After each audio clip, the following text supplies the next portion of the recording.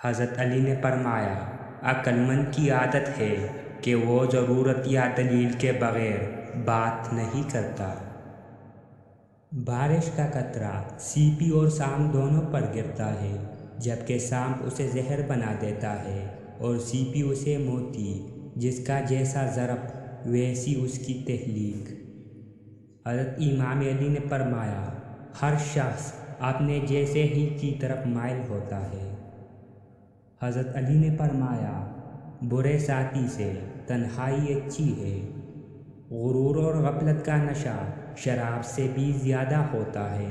جو اس نشے میں مبتلا ہو جاتا ہے وہ جلدی ہوش میں نہیں آتا۔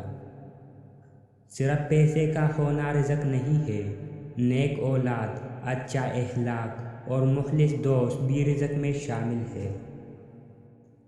خدا کو ناراض کر کے لوگوں کو راضی نہ کرو، کیونکہ لوگوں کے بدلے دوسرے لوگ مل سکتے ہیں، مگر خدا کے بدلے دوسرا خدا نہیں مل سکتا۔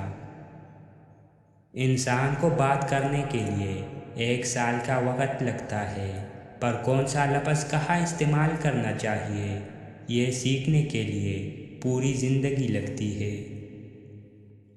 حضرت علی کا ایک یادگار واقعہ۔ حضرت علی جب بھی اذان سنتے تو کانپنے لگتے اور چہرے کا رنگ سرخ ہو جاتا۔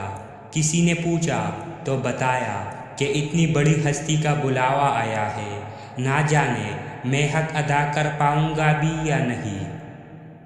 جب کوئی چیز اپنے والدین کو دو تو اس طرح دو جس طرح کوئی غلام اپنے آقا کے سامنے کوئی چیز پیش کرتا ہے۔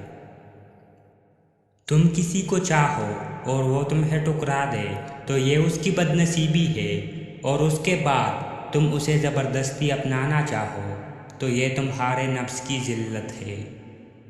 دنیا میں خوبصورت دل تلاش کرو، چہرے نہیں، کیونکہ خوبصورت چہرے تو بہت ہے لیکن خوبصورت دل بہت کم۔